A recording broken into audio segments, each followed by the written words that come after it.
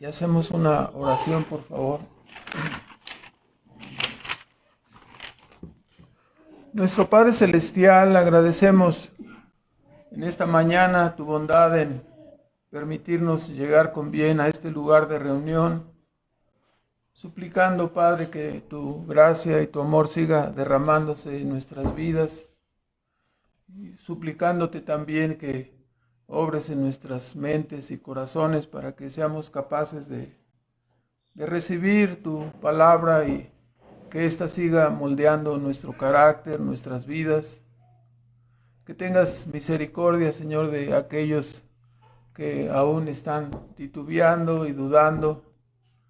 Que tú les alcances con tu verdad y que también Cristo para ellos sea precioso como lo es para cada uno de tus hijos.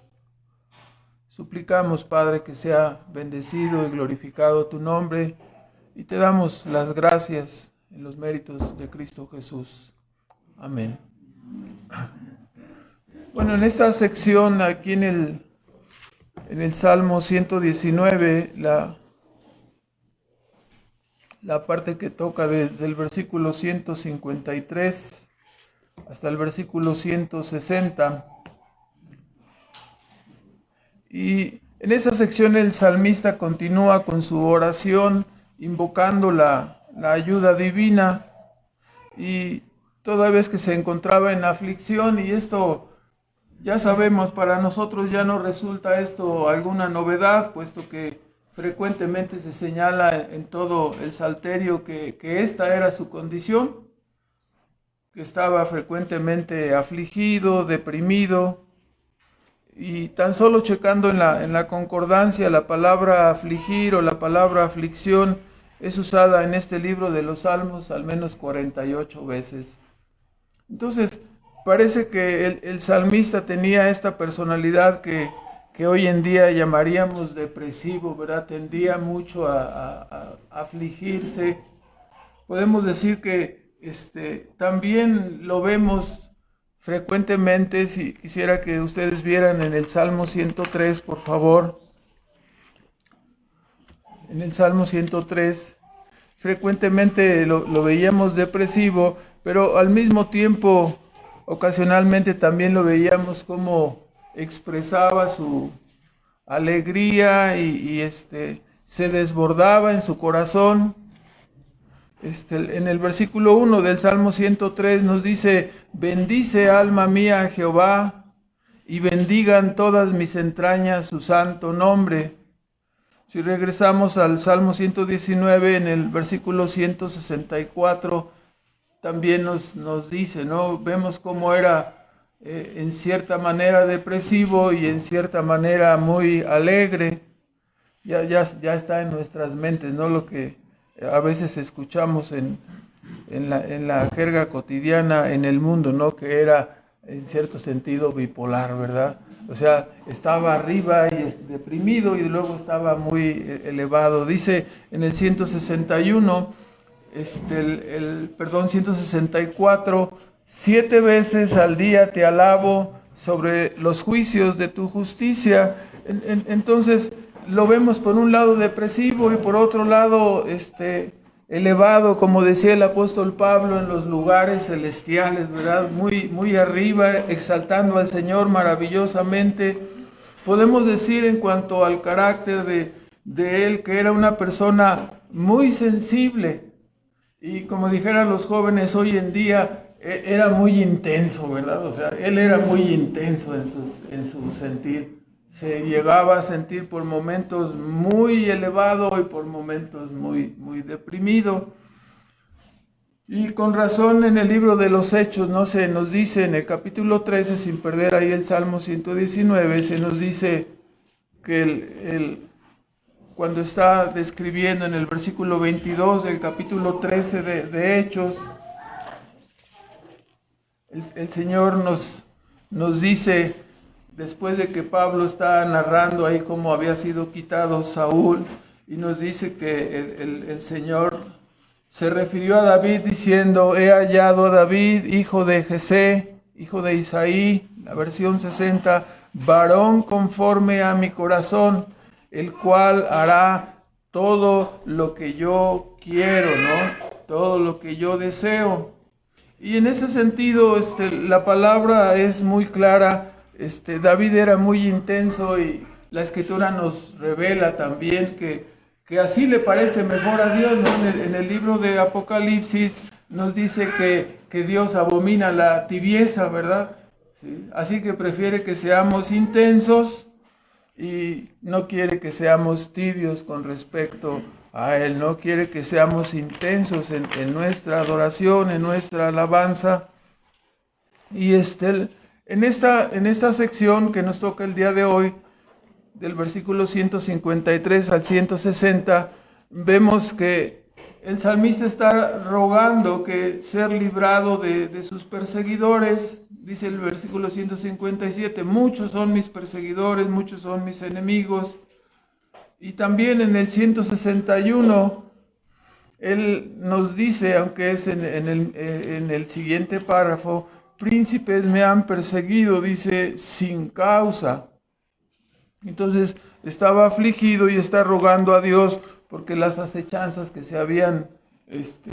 que le habían rodeado, consideraba él que eran sin causa. Entonces aquí vemos nuestro primer punto en los dos primeros versículos, 153 y 154, cómo el salmista toma a Dios por su abogado. Él dice, mira mi aflicción, considera mi aflicción y líbrame. El versículo 154, aboga por mi causa. Esta es la idea de un abogado, ¿no? De alguien que defiende mi causa, rescátame, líbrame. Entonces es lo que tenemos en estos primeros dos versículos. El salmista, he llegado a sospechar que tenía una conexión directa con el apóstol Juan antes de nacer, ¿verdad? Porque ya estaba viendo que el Señor es nuestro abogado, ¿verdad? Y nuestro defensor, es lo que tenemos aquí, ¿verdad?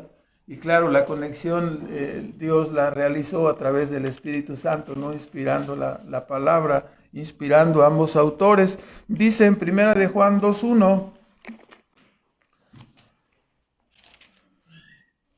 el llamado, el apóstol amado, ¿no? Dice, hijitos míos, estas cosas os escribo para que no pequéis, y si alguno hubiere pecado, aquí se revela, ¿no? Este nombre de nuestro Señor Jesucristo, dice, abogado tenemos para con el Padre, ¿no? Un intercesor, alguien que nos defiende, alguien que ruega por nosotros, a Jesucristo, dice el justo. Entonces, entendemos, ¿no? En este pasaje que el salmista está mirando a Dios como su gran abogado, su gran defensor, así como lo enseña el apóstol Juan.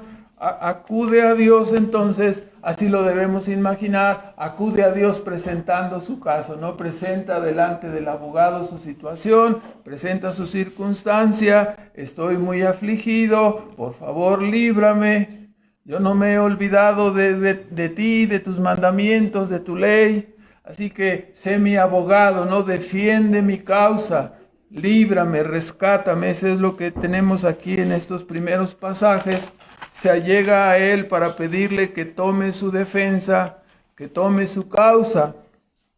De esta manera, el salmista nos enseña lo que cada uno de nosotros debemos hacer cuando estamos en medio de la aflicción, cuando estamos en medio de un problema.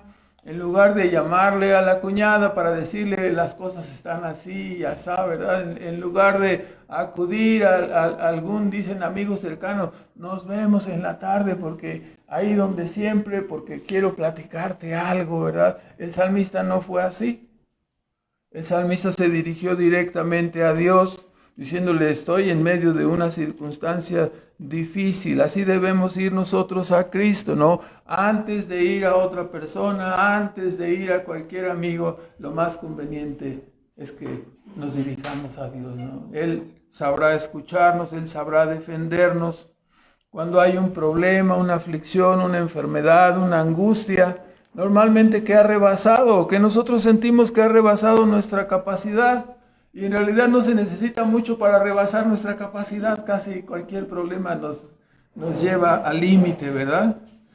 como decimos a veces, porque vuela la mosca, ya estamos desesperados atrás de la mosca y no se deja alcanzar la mosca, ¿verdad? Entonces casi estamos golpeando, partiendo la mesa a la mitad, ¿verdad? Entonces no se necesita mucho para rebasarnos. Entonces el salmista nos recomienda qué es lo que debemos hacer. Buscar un abogado, no de la barra de abogados, ¿no? Sino buscar precisamente a nuestro Señor Jesucristo, a nuestro Salvador, acudir al mejor abogado. Es lo que debemos hacer, al mejor abogado que conozcamos y presentarle nuestro caso, ¿no? En oración, en ruego, con urgencia, con súplica, como hemos visto. ¿Quién mejor que Dios mismo para conocer nuestra circunstancia? ¿Quién mejor que Dios mismo para conocer nuestro dolor? ¿Quién mejor que Dios mismo para ayudarnos? A Él no se le escapará ningún detalle, aunque nosotros omitamos algunas cosas, Él sabe todo, ¿no?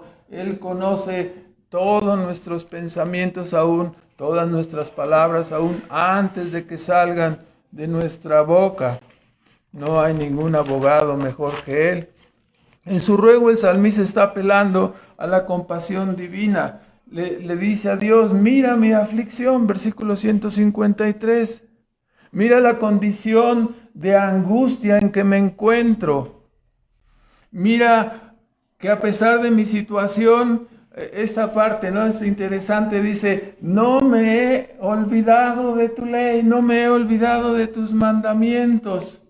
¿Sí? Como dice el versículo 159, dice, mira Jehová que amo tus mandamientos.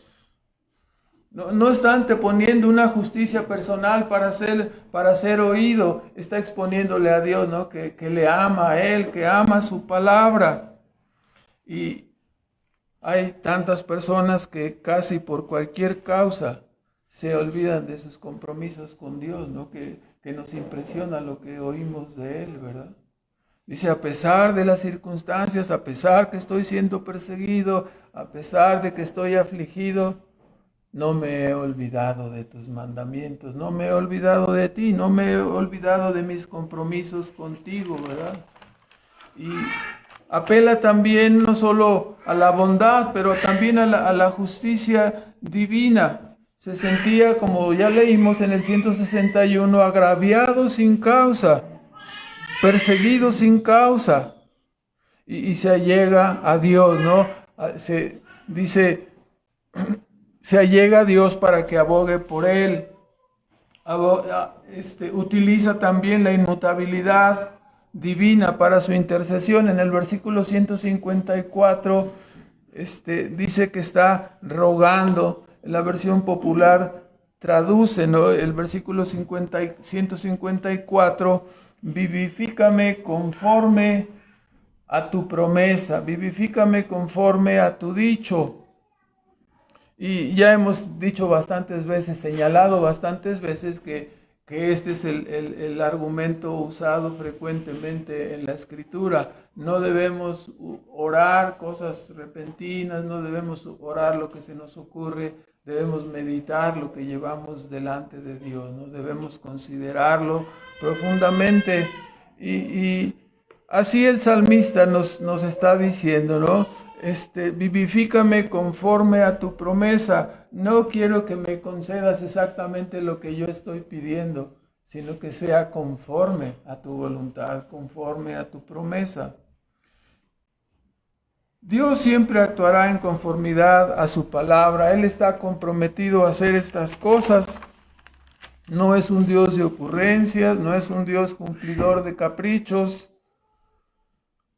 Como sabemos, no podemos rogar que nos libre, que nos ayude, que nos fortalezca, pero especialmente uno de nuestros ruegos preferidos lo encontramos en 1 Corintios 10, 13, ¿verdad? No me dejes ser tentado más allá de lo que yo puedo resistir. No siempre pensamos que las circunstancias van a ir más allá y que nosotros no podremos. No permitas que yo sea tentado o probado más allá de lo que puedo resistir. Y bueno, este es el argumento en la oración del salmista. En segundo lugar, en el versículo 155, hace un señalamiento. Ya sabemos que muchas veces en la Escritura aparece lo que conocemos como un contraste, ¿no? Primero ha puesto él su condición de aflicción, su condición como creyente pidiendo ser librado, y ahora pone el contraste, ¿no?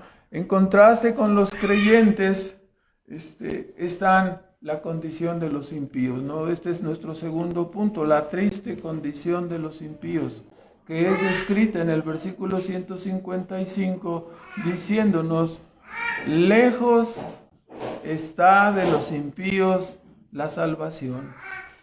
Porque no buscan, porque no te buscan.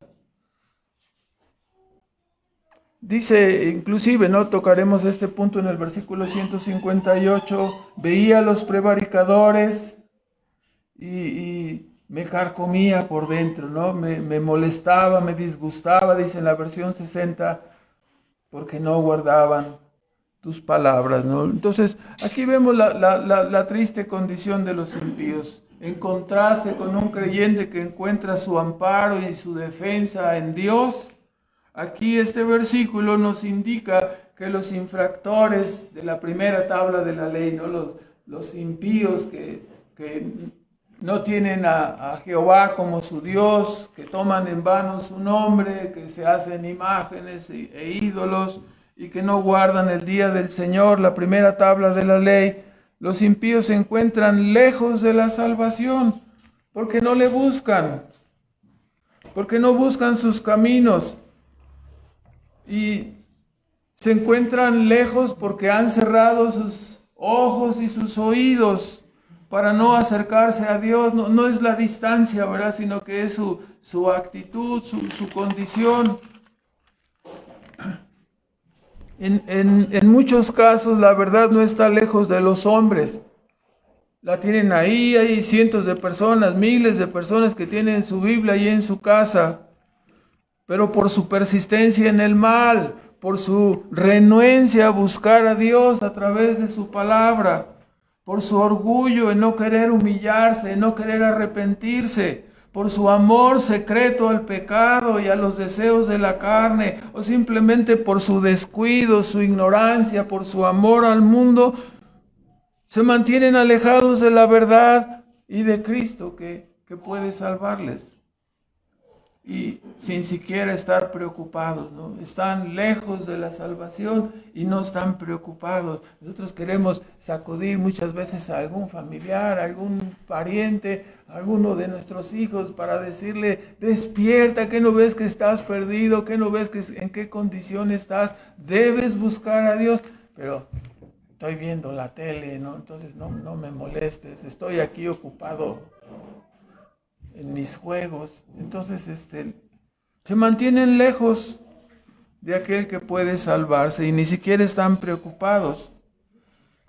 Tenemos una ilustración en el Nuevo Testamento, en el capítulo 23 de Hechos, sin perder ahí el libro de los Salmos.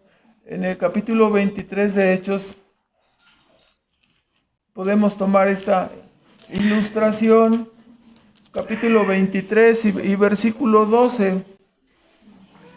¿Se acuerda usted en aquella ocasión cuando el apóstol estaba presentando su defensa delante del concilio? Se nos dice que ocurrió un detalle en el versículo 12. Dice: venido el día, después de que Pablo había presentado su defensa ante el concilio, no, como sabemos, no le había ido muy bien.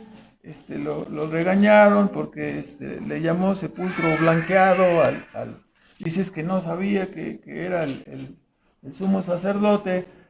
Después se humilló, se arrepintió ahí. Entonces vemos que dice en el versículo 12 que venido el día, algunos de los judíos se juntaron y note lo que hicieron voto bajo de maldición, diciendo que no comerían ni beberían hasta que hubiesen dado muerte al apóstol Pablo. Y eran más de 40 los que habían hecho este juramento, esta conjuración, los cuales, dice, se fueron a los príncipes, a los sacerdotes, y les dijeron: nosotros hemos hecho voto debajo de maldición contra ellos mismos, ¿no? que no hemos de gustar nada hasta que hayamos de dar muerte a Pablo, ¿no? Odiaban el Evangelio y odiaban al predicador del Evangelio. E hicieron voto esas 40 personas, ¿no? Entonces, yo le preguntaría a usted, ¿cómo se sentiría si usted fuera el apóstol Pablo, ¿no? Y esas 40 personas hacen voto de matarlo, como sea, ¿verdad? Y a usted le dan el aviso, ¿no? ¿Sabes qué? 40 de estos cuates acaban de hacer voto que no van a beber ni van a comer hasta darte muerte. Entonces, empezaría a tronarse los dedos y trataría de ocultar. ¿Se preocuparía? Yo creo que sí, ¿verdad? Nos preocuparíamos bastante. Entonces aquí viene la ilustración. Si nosotros fuéramos ahí el apóstol Pablo y nos hubiesen amenazado, de seguro sí estaríamos preocupados. Sí, la esposa, vete a trabajar, nos diría la esposa. No, es porque si salgo hay 40 cuates que están ahí atrás de mí, que si salgo ahorita asomo la cabeza y me va a atravesar una flecha, ¿verdad? Vete por las tortillas. No, porque a lo mejor me están esperando ahí en la tienda. Sal a regar el pasto. No. Vete a comprar las croquetas del perro. No. No, porque si voy, ¿qué tal si está por ahí escondidos atrás de un costal y van a salir y me van a atrapar allí, ¿verdad? Usted puede multiplicar ahí las circunstancias, pero nos sentiríamos amenazados. Ahora, el punto, esos 40 hombres se conjuraron para matar a Pablo, ¿sí? Pero el Señor nos está diciendo, no vuelvan ustedes al Salmo 119, el Señor nos está llamando, ¿no? ¿Por qué? Porque en realidad los impíos están lejos y no se preocupan, ¿no? Cuando el Dios del cielo ha jurado por sí mismo y ha jurado por su nombre, que si el impío no se aparta, ciertamente morirá eternamente. Morirá eternamente.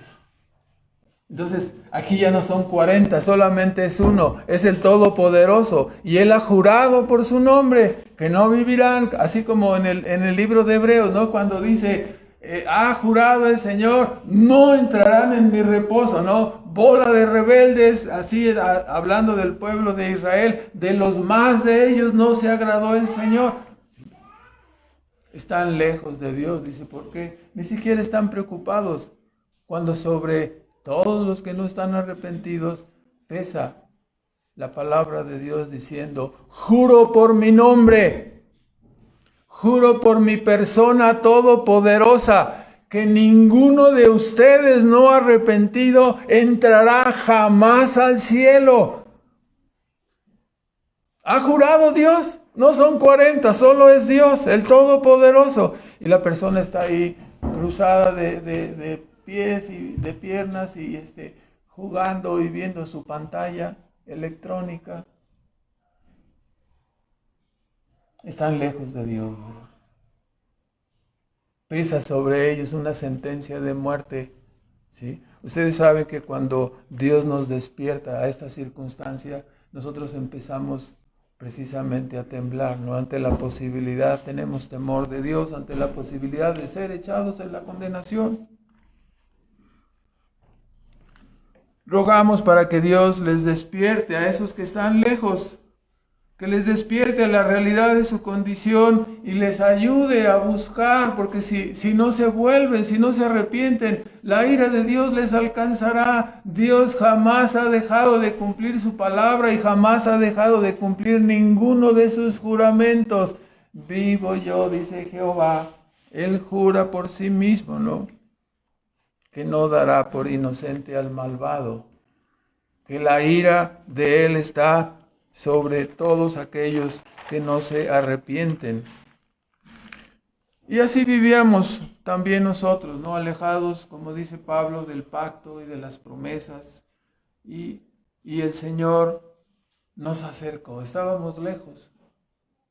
Si uno empieza a considerar su vida, No andábamos buscando a Dios, cada uno andaba buscando su propio camino, ¿verdad? Y Dios se acercó, nos acercó a Él por medio de su palabra. Quizás cuando por primera vez nos hablaron, sentimos que fueron muy rudos los hermanos que hablaron con nosotros, ¿no? Y nos dieron 2 o 3 jalones diciéndonos, eres un bueno para nada, eres un perdido, eres un borracho, no sabes que estás maldito si no te vuelves. Y nos pareció que abusaban, ¿verdad? Pero después nos dimos cuenta que era Dios buscándonos.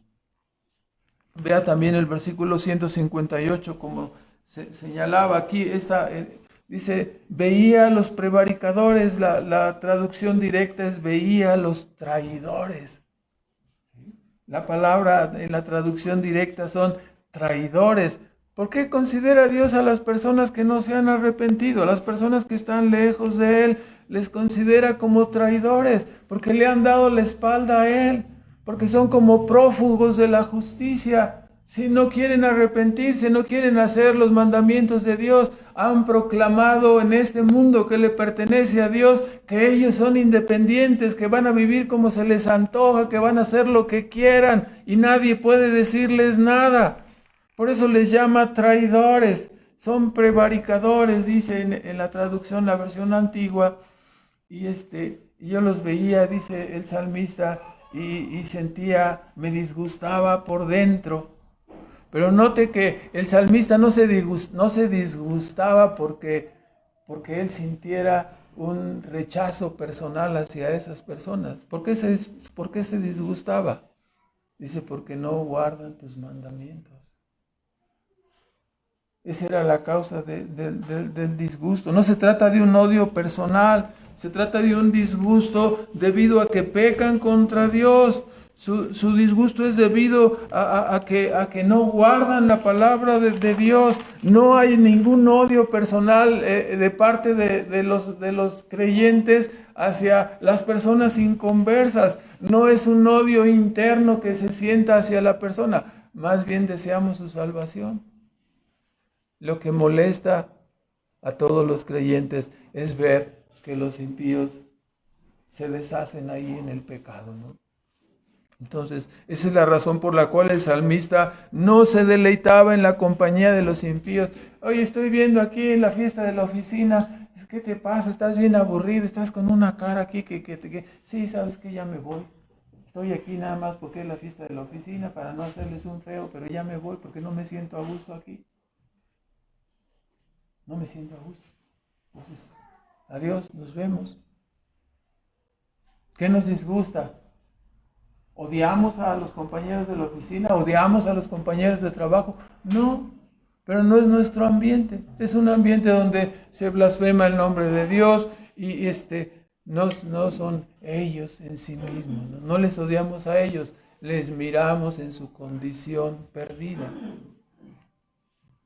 No se mezcla el agua con el aceite, ¿verdad? Entonces, ellos ofenden al Dios que nosotros amamos y sentimos disgusto, ¿no? No es un odio personal, repito. ¿Sí? Si no me soportaran a mí, pues no me interesaría, ¿verdad? Pero más bien se trata de un celo por Dios, que lo menosprecien a Él es lo que nos afecta. Así Cristo, ¿no? Cuando hizo el azote de cuerdas, recuerdan que veíamos la ilustración hace 1 o 2 semanas, ahí en Juan 2, versículo 13 al 17, sí, que entró al templo y estaban ahí los tianguistas, estaban ahí los cambistas, casi se parece la palabra, ¿verdad? Eran los cambiadores que, como venían tantas personas de fuera, tenían ahí su puesto para cambiar sus dólares que venían, que traían, ¿sí? Y aparte vendían ahí mismo para que usted no tuviera que llevar su sacrificio y acarrearlo desde su casa. Ellos le vendían ahí a la oveja que usted necesitaba para ofrecer el sacrificio. Cuando Cristo vio esto, vio que habían convertido, dice, la casa de mi padre en cueva de ladrones, en un centro de comercio, en un tianguis, entonces se molestó, ¿verdad? ¿Odiaba a las personas? No, no las odiaba. Le molestaba en lo que habían convertido el templo, ¿no? sus pecados, su conducta, que estaban profanando el lugar sagrado, ¿no? Ahora, en tercer lugar, versículos 156 y 57. Entonces, es una triste condición, ¿no? Están lejos de la salvación y a través de la palabra y a través de las oraciones de la iglesia, nosotros siempre rogamos a Dios por estas personas, ¿no? ¿Qué queremos? Que sean acercados. ¿Qué queremos? Que sean salvados. Muchas personas no lo saben, pero las iglesias ocupan parte de su vida personal, parte de su tiempo, de sus reuniones, para rogar por la salvación de ustedes, para rogar por la salvación de nuestros hijos, de nuestros jóvenes, de nuestros parientes que no han sido llamados, que no han sido salvados, y la iglesia ruega por ustedes. Oye, pero ni me conocen. No, pero tu pariente, tu amigo, ¿sí?, nos ha dado tu nombre y lo ponemos aquí en una lista y rogamos por ustedes. Y cada uno de los hermanos de la iglesia tiene su lista en su casa y ruega para que esas personas sean hechas cercanas, ¿no? Cuando uno dice, ¿cómo es que llegó el evangelio para mí que estaba muy alejado? Las personas de la iglesia rogaban para que nosotros nos acercáramos. Ahora, aparece en el versículo 156 y 57 un contraste, ¿no? Versículo 56, muchas son tus misericordias; 57, muchos son mis perseguidores y mis enemigos, ¿no? Tenemos aquí el contraste entre la misericordia y en este caso la persecución, ¿no? El salmista ya había señalado que no obstante su angustia y aflicción,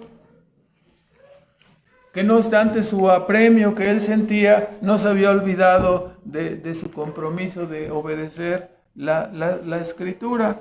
Pero ahora en el versículo 157 repite que no obstante los muchos perseguidores y enemigos, vuelve a decir, mas de tus testimonios no me he apartado, de la obediencia de tu santa ley no me he apartado. Juntamente con su afirmación también nosotros repetimos, hermanos, no hay un pretexto válido para que nos apartemos de la obediencia de Dios. Sea aflicción, persecución, enemigos, enfermedad, ¿sí? No podemos apartarnos, no debemos apartarnos, ¿no? Así también nos señala en el versículo 56 que muchas son las misericordias. Menciona en la versión popular también que son grandes y tiernas las misericordias de Jehová, grandes y tiernas. A la vez que dice la versión popular, la traducción dice, muy grande es tu ternura. Muy grande, dice, muchas son tus misericordias. Y en base pues a esta misericordia pide ser vivificado. Y ya hemos tratado este punto en el versículo 156, vivifícame conforme a tus juicios, conforme a tu justicia, ¿sí? Ten misericordia de mí, pero no pases por alto tu justicia. Ya hemos dicho tantas veces, ¿no? Que no debemos importunar el trono de la gracia pidiendo que Dios haga cosas que Él no va a hacer, ¿no? No va a transgredir su santidad, no va a transgredir su justicia. Entonces, importunaríamos el trono por cosas que, si estamos pidiéndole que actúe conforme en contra de su justicia. El apóstol Pablo también, ¿no? Al hablar estas cosas recordamos, ¿no? Que él dice, cuando abundó el pecado, entonces sobreabundó la gracia, ¿no? Es lo que tenemos aquí.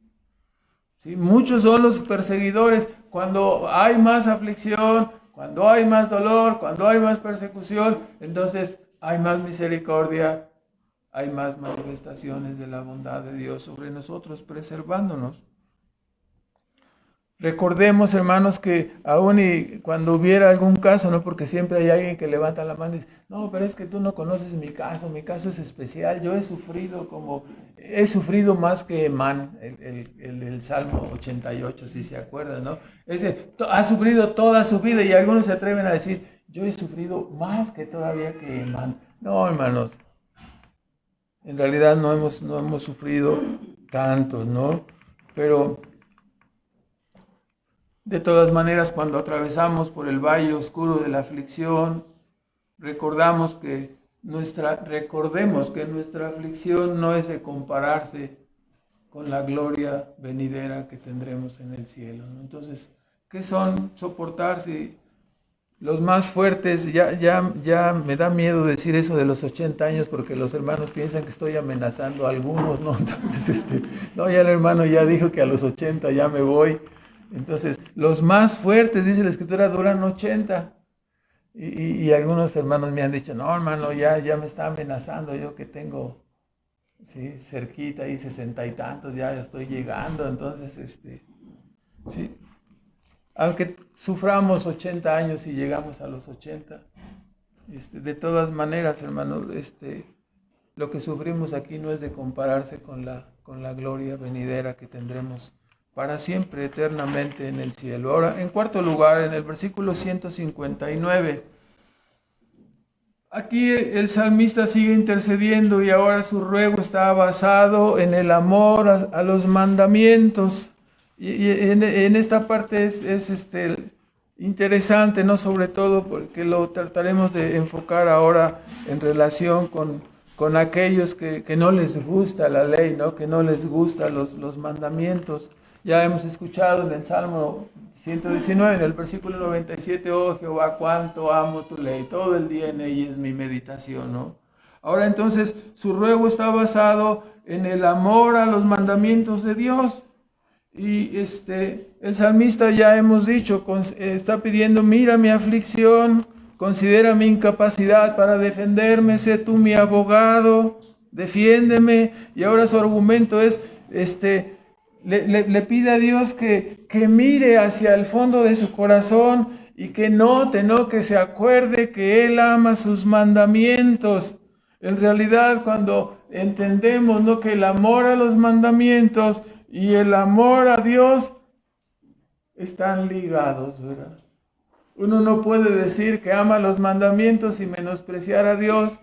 Uno no puede decir que ama a Dios y menospreciar sus mandamientos. Sin perder ahí, vea usted en el Evangelio de Juan, en el capítulo 14, y en el versículo, vamos a leer varios versículos aquí, vea en el versículo 15, por ejemplo, vemos que hay una relación directa entre amar a Dios y amar sus mandamientos. Hay una relación directa entre amar los mandamientos y amar a Dios, ¿no? Están ligados. Dice el versículo 21, bueno, comenzamos con el versículo 15, 14, 15. Si me amáis, guardad mis mandamientos.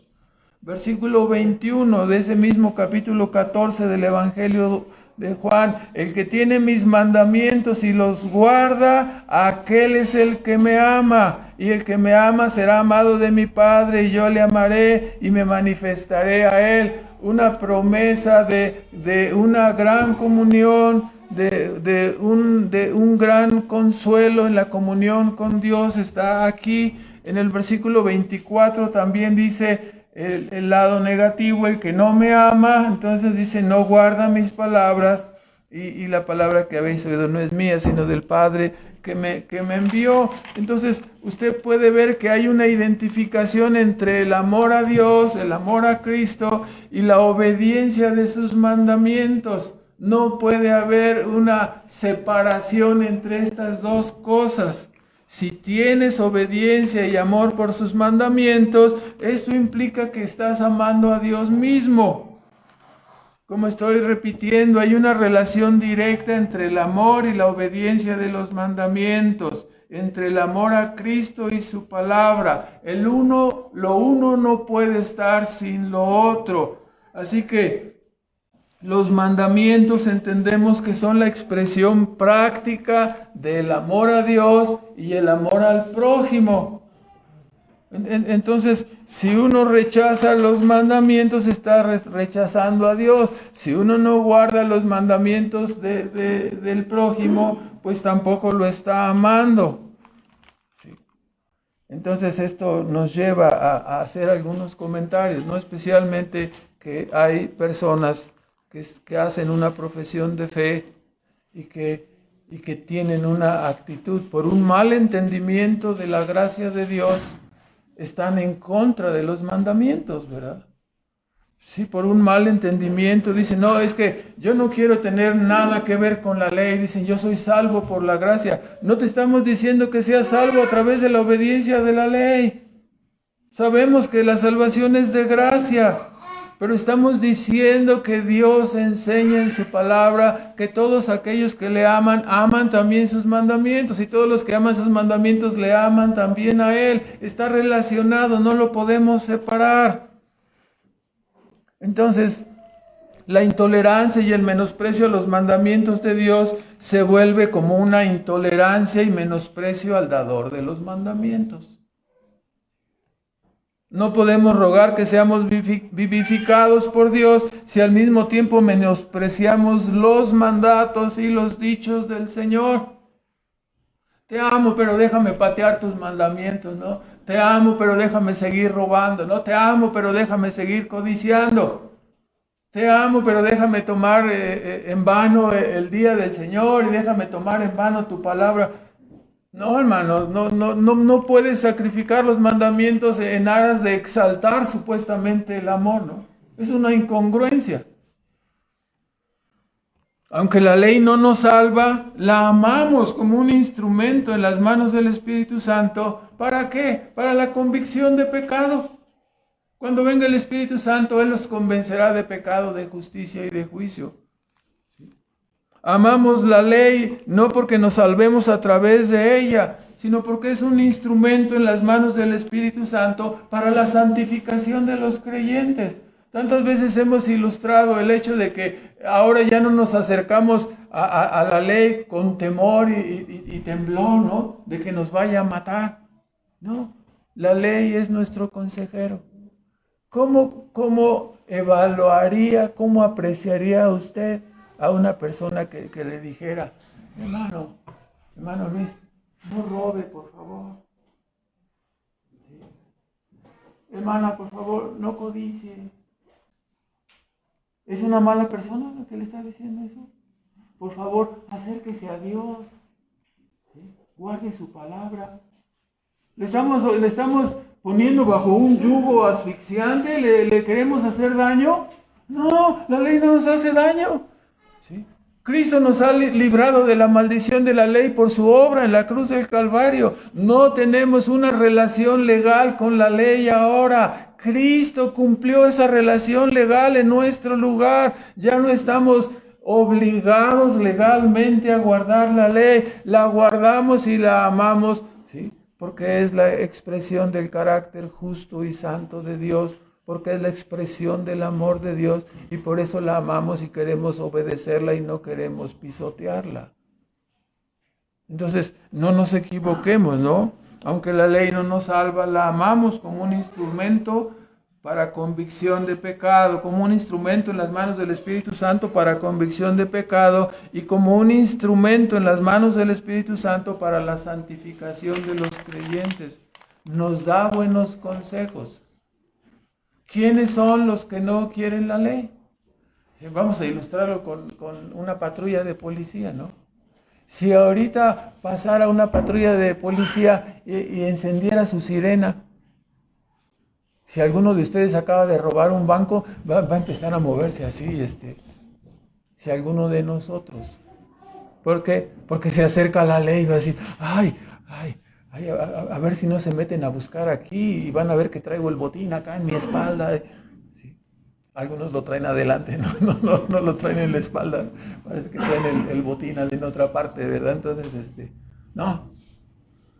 Si no hemos cometido, si no somos transgresores, ¿por qué le hemos de temer a la ley? Le amamos, ¿no? Amamos la santa ley de Dios y la vemos como un instrumento, como un buen consejero. En el versículo 160, vuelva por favor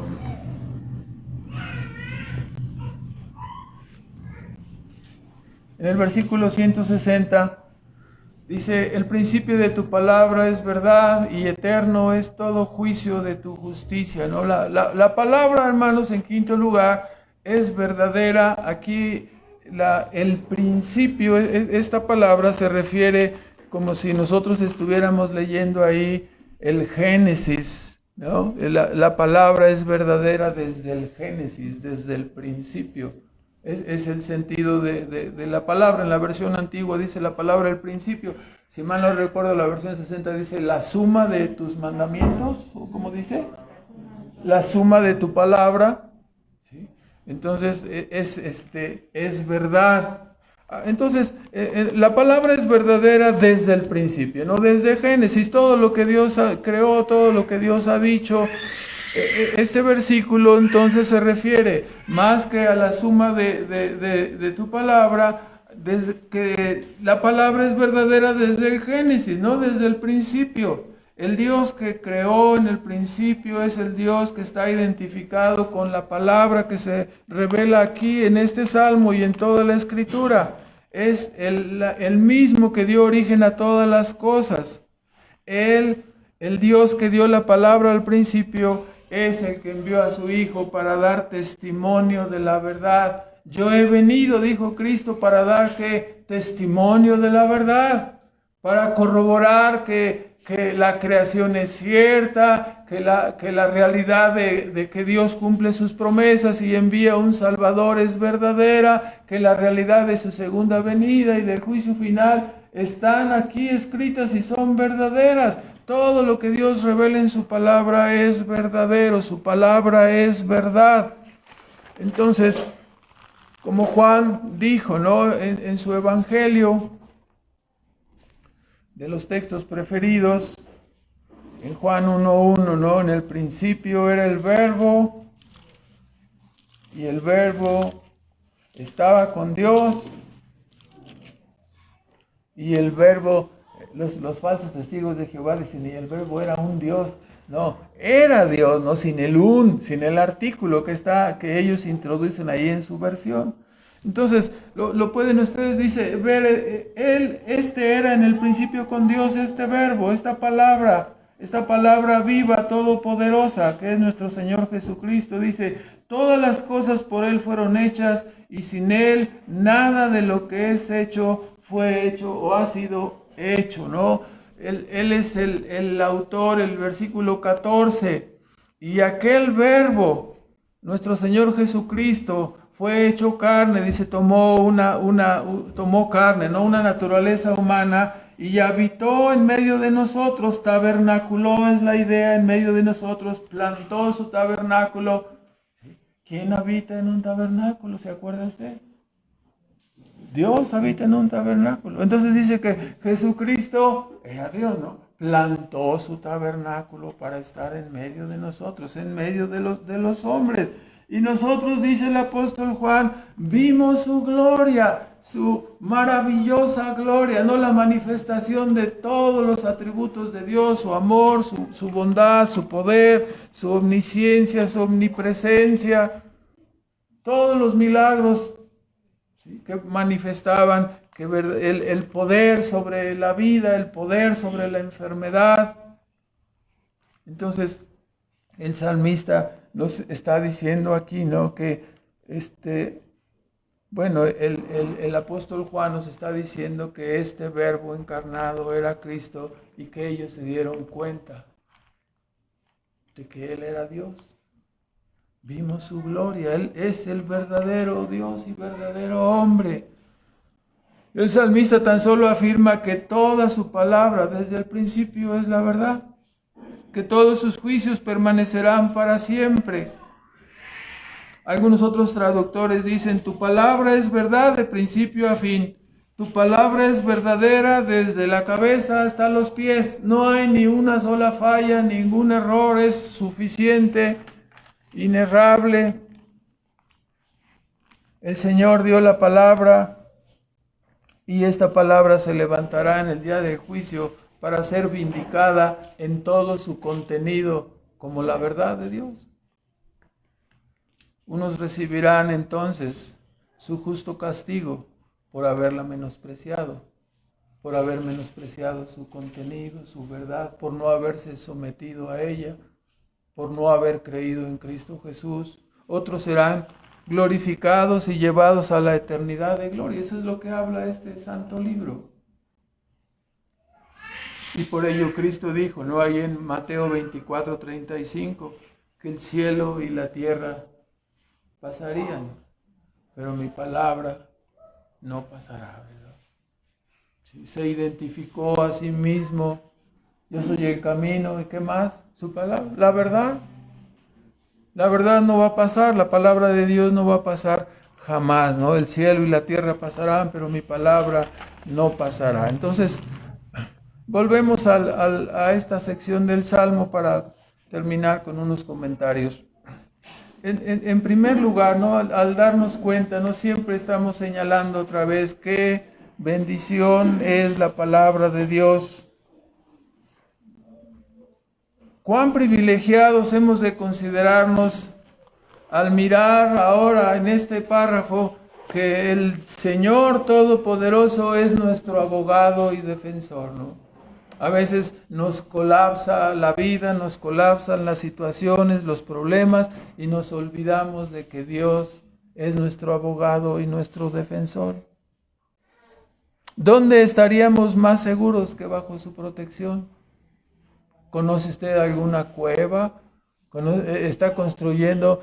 Había un compañero en el trabajo hace muchísimos años que se quedó impresionado desde su viaje a Europa y anduvo por allá. No sé si sería Uruapan o Europa, creo que era Europa, ¿no? Pero anduvo por allá, por aquellos lugares y regresó tan impresionado porque visitó algunos hogares ahí en algunos países como Alemania y dice, no, dice, llegó aquí y dijo, yo voy a hacer mi casa y construyó, por supuesto, además de una cava, un sótano, por si alguna vez estuviéramos aquí en guerra, él escaparía a su sótano y ahí sería salvo, ¿no? Con una pequeña ventanita que se abría y muy interesante, ¿verdad?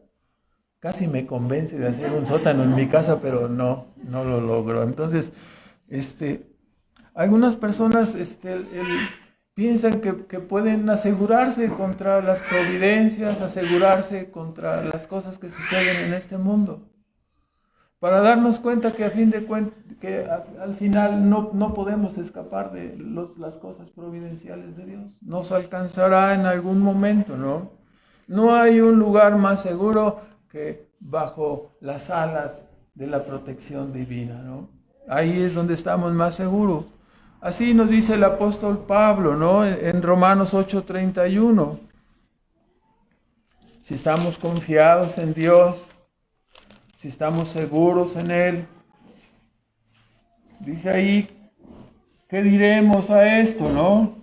Si Dios entregó a su Hijo Jesucristo por nosotros, está diciendo su argumento, ¿cómo no nos va a dar todas las cosas que corresponden a la vida temporal si ya nos ha entregado a su Hijo que corresponde a la vida eterna? Por supuesto que nos ha dado, nos dará todas las cosas que corresponden a la vida temporal. Y dice, entonces, ¿qué decimos a esto?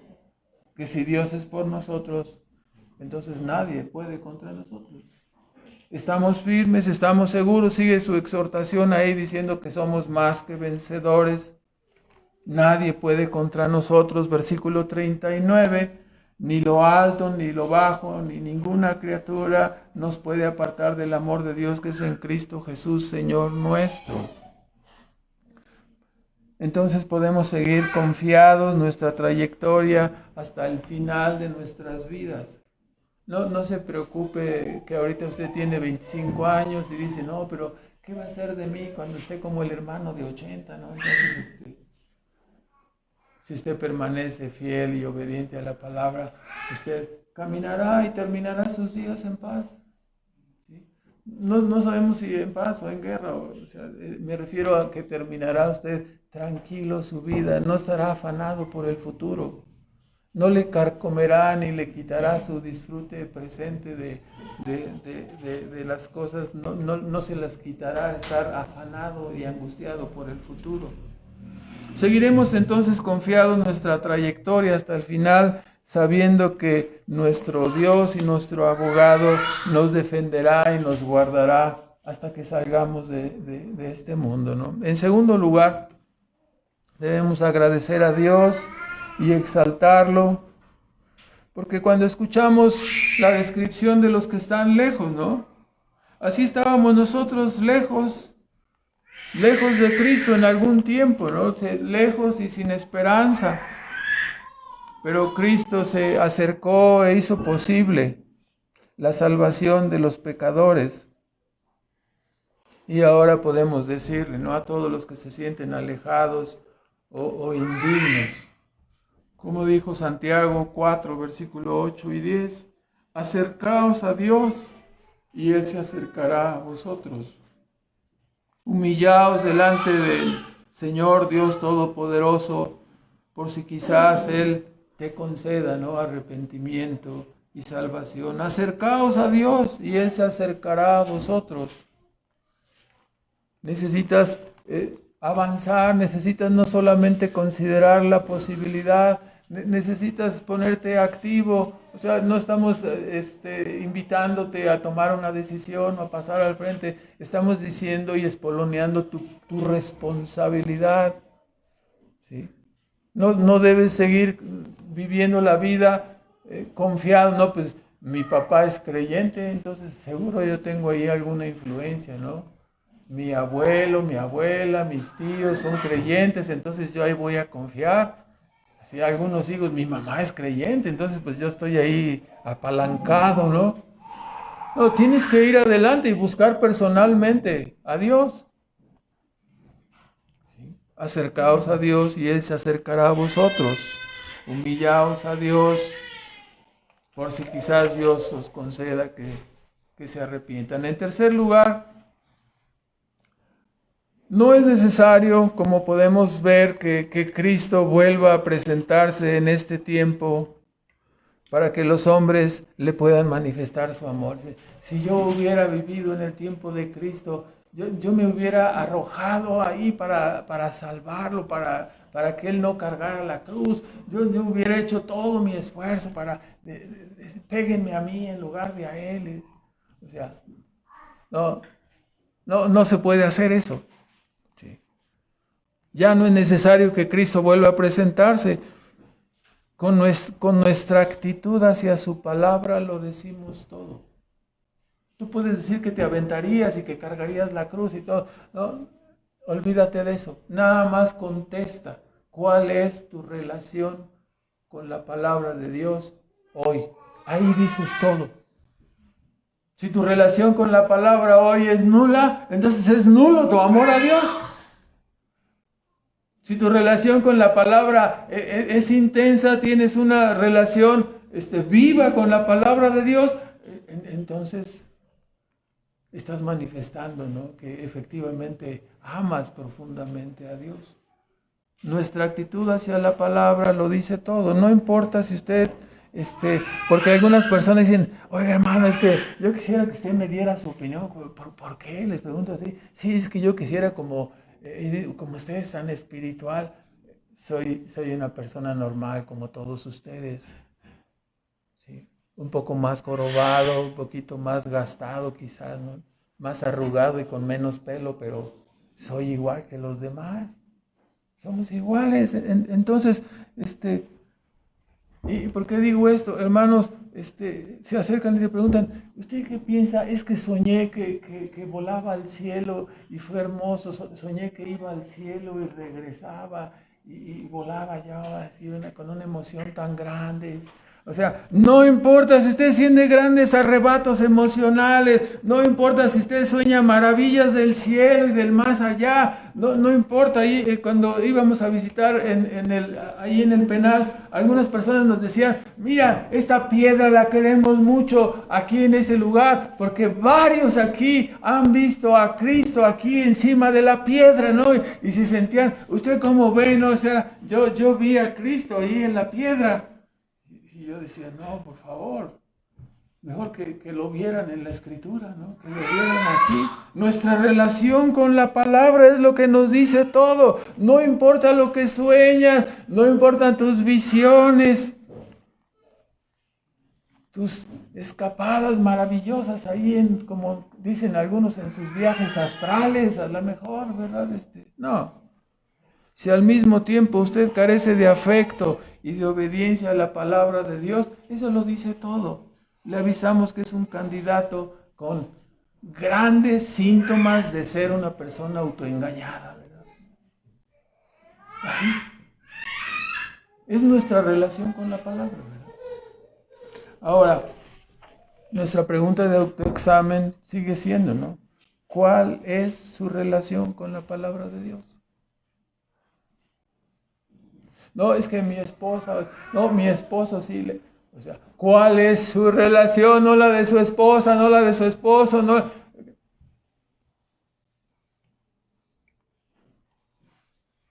Me estoy acordando de la fe del carbonero, de que hablaba Spurgeon. Ustedes conocen la historia, ¿verdad?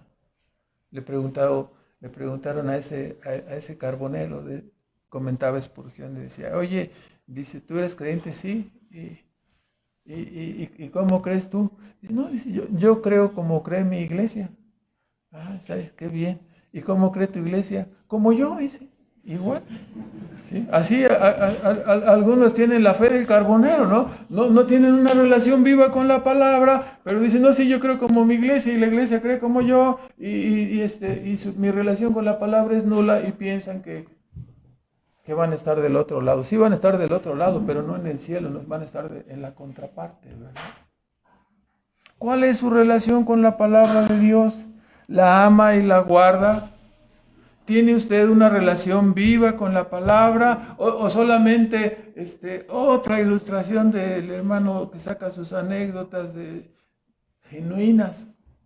Hace muchos años, algunos que están aquí con nosotros desde hace muchos años se acordarán que hubo una señora que nos visitó algún tiempo, varios meses, pero luego empezamos a sospechar que algo no estaba bien, porque de repente decía, ¡ay!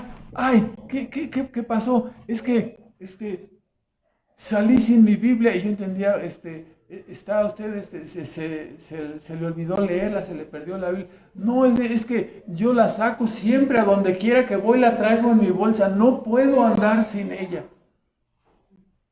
O sea, la Biblia se convirtió en su amuleto, ¿verdad? No, la Biblia no es un amuleto. La Biblia es la palabra de Dios, a través de la cual debemos de tener una relación viva con Dios, ¿no? Por eso, ¿tiene usted una relación viva con la Biblia o solo la trae paseando? Como en ciertos hogares, ¿no?, donde le pregunta a uno al otro, ya no voy a decir esposo o esposa para que nadie se ofenda, ¿sí? ¿No han visto el domingo en la mañana? ¿No han visto mi Biblia? ¿Qué te indica eso? Esa pregunta. ¿No han visto mi Biblia? ¿Alguien la ha visto aquí por alguna parte? O sea, desde la semana pasada la dejaste ahí tirada y ya no sabes dónde está, ¿no? Es como los zapatos, los dejas por allí tirados. ¿Alguien vio mis zapatos? ¿Cómo? No es una pregunta conveniente, ¿no? Entonces, nuestra respuesta a estas preguntas nos ayudará a saber la realidad de nuestro destino eterno, ¿no? Si no tenemos una relación viva con la palabra de Dios, entonces tampoco tenemos una relación viva con Dios, ¿no? Ahora, finalmente,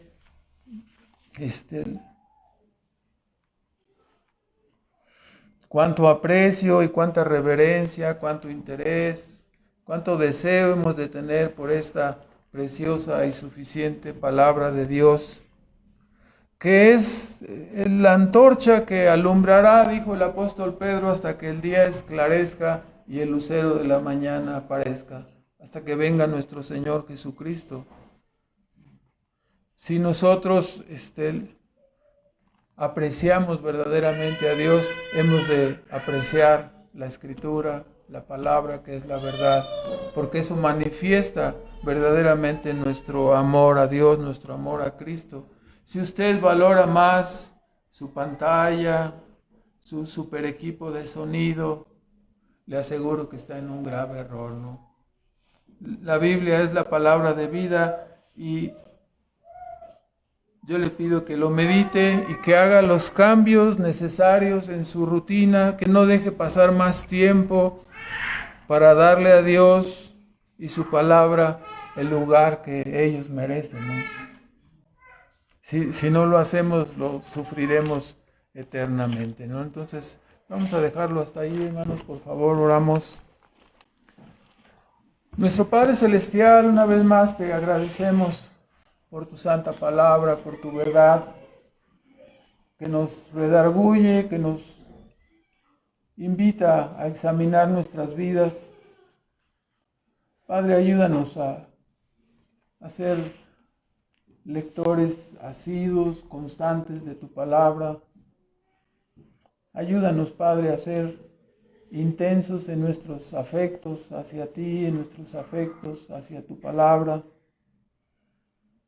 Y que nos concedas, Padre, llevar en nuestra mente, en nuestro corazón, la realidad de aquellos que están perdidos, de aquellos que están alejados de ti, Señor, y que les miremos, Padre, cómo será su destino y cómo será su final.